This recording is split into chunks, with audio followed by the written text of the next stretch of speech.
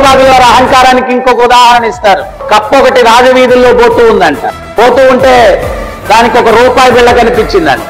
అది వెళ్ళి ఆ రూపాయి బిళ్ళ మీద కూర్చునింది. కూర్చొని బెక్క బెక్క అని అరుస్తుందంట. ఆ బెక్క బెక్కకి అర్థం ఏంటి అంటే, నేనేమన్నా సామాన్యమైన కప్ప అనుకున్నారా? రూపాయి బిళ్ళ ఉంది, నేను సామాన్యమైన కప్ప కాదు, బెక బెక అనుకున్నాను. రాజ మదపుటేనుగా వీధిలో వస్తూ ఉందంట.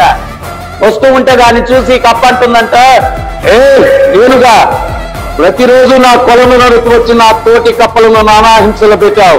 ఈ రోజు నీ అంతు తేలుస్తాను. ఏమనుకున్నావు? నేను సామాన్యమైన కప్ప అనుకున్నావా? రూపాయి బిళ్ళుంది. ఈ కప్ప బెక్క బెక్క ఏనుగు లెక్క చేస్తా చెప్పండి. సో అంత శక్తివంతమైన ఆ ఏనుగు చీవిగా నడుచుకుంటూ వస్తూ ఉందంట. ఈ కప్ప దగ్గరకు వచ్చి, ఆగు ఆగు, నీ అంతు తేలుస్తాను, నేనేమన్నా సామాన్యమైన కప్ప, రూపాయి బిళ్ళుంది నా దగ్గర అంటుందంట. ఆ ఏనుగు తన స్తంభం లాంటి పాదం ఎత్తి ఈ కప్ప మీద వేసింది. ఇది రూపాయి బిళ్ళ మీద ఉన్న అది కాస్త రూపాయి నోట్ అయిపోయింది అనమాట, పచ్చడైపోయింది. సో ఇది చెప్పి ప్రభుపాదుల వారు ఏమంటారంటే, కొంచెం అందమైన, కొంచెం ఐశ్వర్యమైన, కొంచెం శక్తి అయినా ఇవన్నీ కూడా ఆ కప్పలాగా మనలో అహంకారాన్ని తీసుకొని వస్తుంది.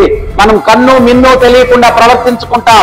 కానీ ఆ ఏనుగులాగా సర్వ మృత్యు హరశ్చాహం, మృత్యు రూపంలో వచ్చి సర్వాన్ని హరించి వేస్తాడు ఆ భగవంతుడు.